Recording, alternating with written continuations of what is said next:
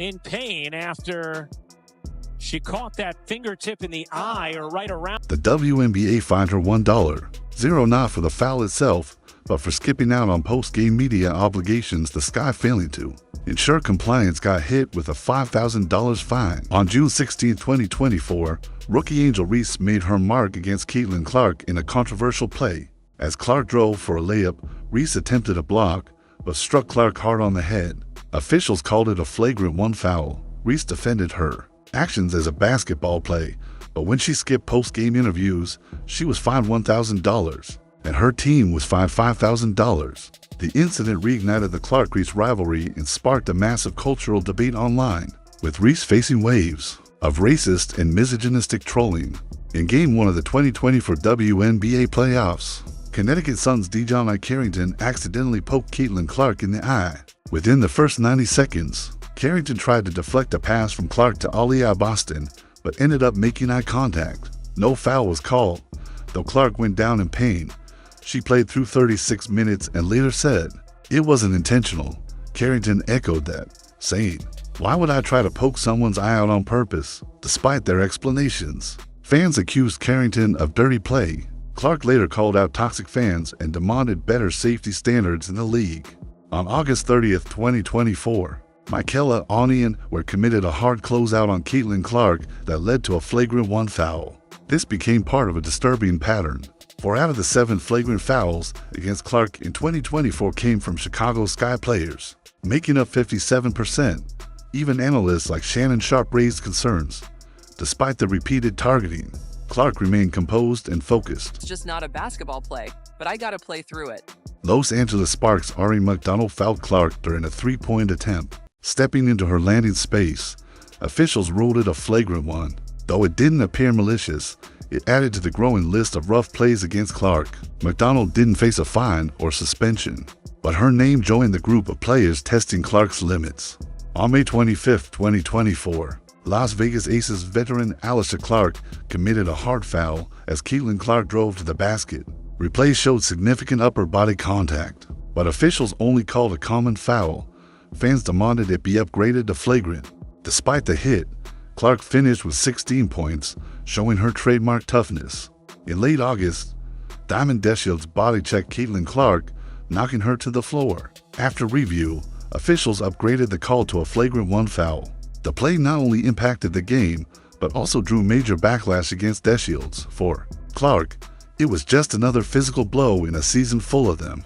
Seattle Storm's Ezi Magbegor delivered a strong foul on Clark during a fast break, hitting her in the head. Surprisingly, the refs called it a common foul. However, social media didn't let it slide. Fans questioned Magbegor's intent. Clark responded with a deep 3 on the next possession, letting her game do the talking. Just a clumsy misstep in a fast-paced game, but it added to the narrative of Clark. As a magnet for hard contact, no fines or suspensions followed. But McDonald's name joined the growing tally of players who tested Clark and faced scrutiny for it. Ari was so locked in on defending CaitlinClark she forgot she had an extra free throw. And that's just scratching the surface. These moments weren't isolated. They were part of a broader story about a rookie navigating a league where respect is earned through survival. Clark wasn't just playing basketball, she was weathering a gauntlet. But what happens next will leave you speechless. The players who targeted Clark Carter, Reese, Carrington, Onion, where McDonald didn't just face immediate consequences like fines or foul calls, they became cautionary tales in a larger saga. Carter's shoulder check didn't just earn her a flagrant 1, it made her a focal point of debates about sportsmanship and jealousy in the WNBA. Number 6, Alysha Clark, in a heated May 25, 2024 clash between the Indiana Fever and the Las Vegas Aces. Alysha Clark, a seasoned Aces forward, delivered a controversial foul on rookie sensation CaitlinClark late in the game as Clark drove to the basket. Clark's aggressive defense resulted in a hard hit that sent Clark sprawling. The play, initially called a common foul, sparked outrage among Fever fans who argued it warranted a flagrant 1. Due to its intensity, replays showed Clark's arm making significant contact, with Clark's upper body fueling debates about whether the veteran was testing the rookie. Despite the controversy, Clark bounced back, finishing with 16 points, showcasing her resilience. In a 9,980 loss, number 7 Diamond Dallas fast forward to late August, and the Chicago Sky are locked in a heated battle.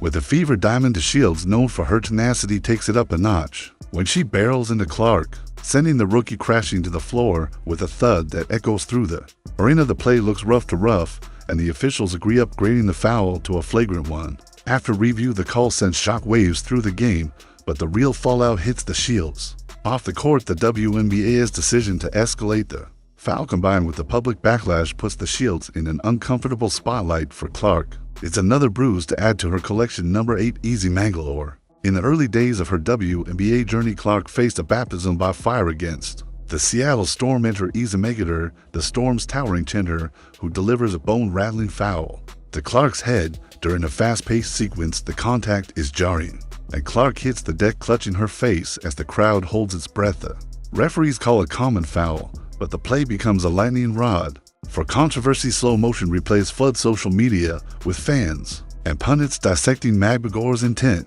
Was it a standard defensive move or a deliberate attempt to rattle the rookie? No flagrant is issued, but the court of public opinion is less forgiving. Clark, ever the competitor, shakes it off and drills a deep three on the next possession, a subtle but powerful reminder that she's here to stay. Number 9, Marina Mabrey. The Chicago Sky seemed to have a particular knack for getting under Clark's skin, and Marina Mabrey was no exception. In a June clash, Mabrey turns up the heat with a defensive approach that's less about finesse and more about brute force. She hounds Clark, relentlessly leaning into her with physical contact that pushes the boundaries of what's acceptable. One particularly aggressive bump sends Clark stumbling, and while the refs let it slide as a common foul, the play lights up the highlight reels. The Sky's reputation for roughing up Clark takes another hit, and Mabrey's aggressive tactics earn her a spotlight she didn't bargain for. For Clark, it's just another day at the office. She responds with a clutch assist and a dagger 3, silencing doubters with her play. Skylar Diggins-Smith. The Seattle Storm's May 30th matchup with the Fever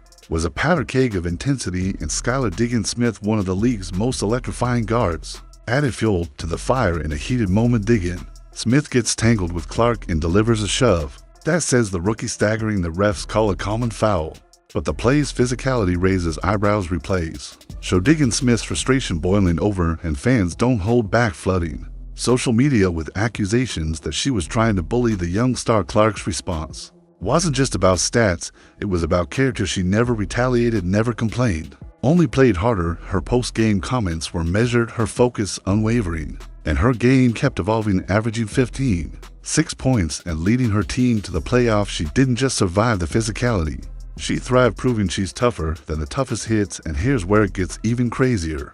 Her own court grit translated into off-court gold. Clark's marketability skyrocketed, landing her endorsement deals with Nike, Gatorade, and State Farm, reportedly worth millions. Her jersey sales smashed records, and her social media following exploded, making her a cultural icon. While her detractors face fines, backlash, and fleeting infamy, it was as though Clark's bank account grew with every highlight reel. And the best part, she's just getting started. If you enjoyed this video, please leave a like, share, and subscribe to our YouTube channel for more updates. Stay tuned.